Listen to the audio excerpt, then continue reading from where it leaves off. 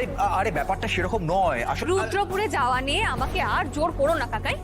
আমি ডিসাইড করে নিয়েছি আমি রুদ্রপুরে যাব না, ব্যাস।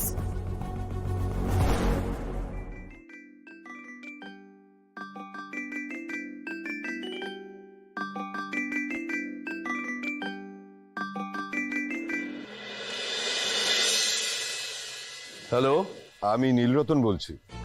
ও হ্যাঁ বলুন। আপনাদের রুদ্রপুর আসার ব্যবস্থা কতদূর এগোলো বড়মা জানতে চাইছিলেন। আসলে নাতনিকে দেখার জন্য উনি বড় ব্যস্ত হয়ে পড়েছেন। গোছগাছ চলছে, আমিও ছুটি নিচ্ছি, সবাইকে নিয়ে যাব। প্রদীপের পরিবারের লোকজনদেরও আনতে ভুলবেন না। হ্যাঁ হ্যাঁ, ওদেরকেও সঙ্গে নিয়ে যাব। বেশ, যত তাড়াতাড়ি সম্ভব চলে আসুন। গোটা রুদ্রপুর আপনাদের অপেক্ষায় আছে। জানেনই তো, শাওন না এলে কিন্তু গ্রামের উৎসব সম্পন্ন হবে না। হ্যাঁ, শাওন যাবে, অবশ্যই যাবে, আমি কথা দিচ্ছি। শুনে আশ্বস্ত হলাম, রাখছি তবে। সারা বাড়ি খুঁজে এলাম, ম্যাডিটা যে কতবার বলেছি তোমাকে বাড়িতে এইভাবে বসে তুমি ড্রিঙ্ক করবে না।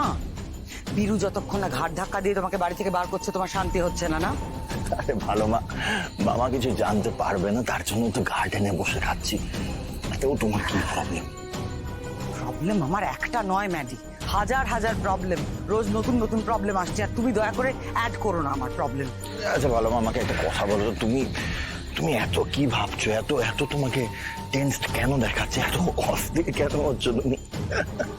টেনশন করার মতো ঘটনা ঘটছে, সেই জন্যই তো টেন্স লাগছে আমাকে। মানেটা কি এসবের, মানেটা কি?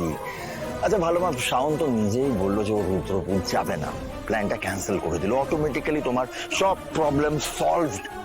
তারপরেও এত টেনশন কিসের? শাওন ম্যাডাম সবেতে এত টেনশন, এত ছটফট করেন না, একদম ধৈর্য নেই। আরে বাবা, আমি বলছি যে স্যার নিজে এসে ওনার সঙ্গে কথা বলবেন, ওনাকে উৎসবে যেতে বলবেনই বলবেন, কিন্তু না, আমার কথা বিশ্বাসই করছেন না, খামোখা রাগারাগি করছেন। সবকিছু এত ক্যাজুয়ালি নিও না তুমি ম্যাডি।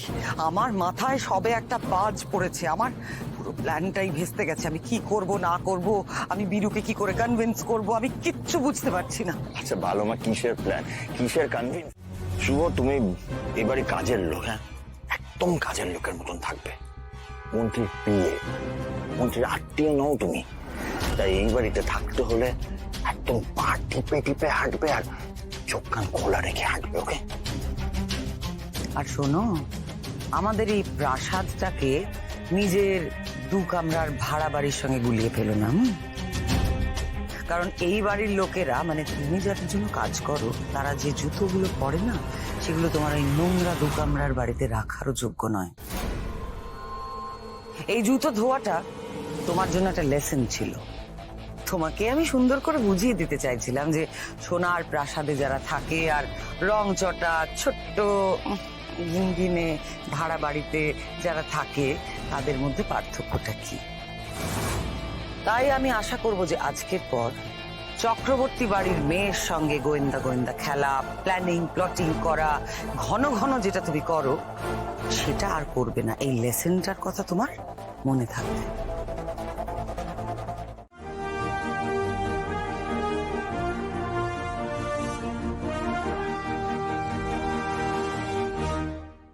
জানতাম, আমার মনেই হয়েছিল এই যে যেতে না করছে শাওন, এটা আসলে ওর চালাকি করে সুযোগের সদ্ব্যবহার করছে।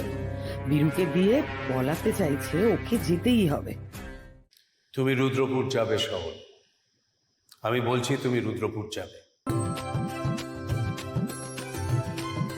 জয় মা কালী, জয় মহাদেব, জয় রাধা মাধব, জয় 33 কোটি দেব দেবতা, হেল্প করো আমায়।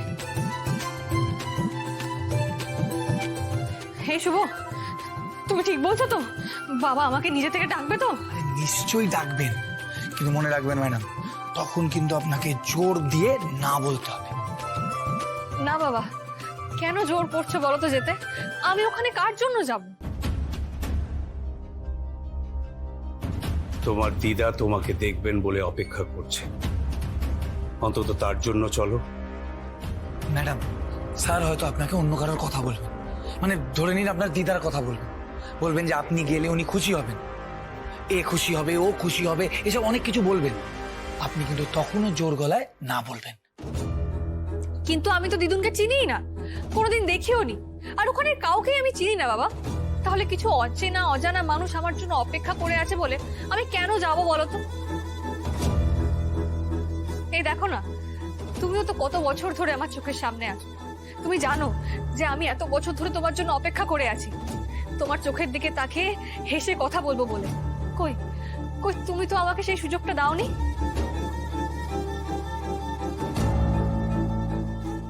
নিজের মেয়ের অপেক্ষাকেই পাত্তা দাওনি, তাহলে কিছু অচেনা মানুষের অপেক্ষা করা নিয়ে এত ভাবছো কেন?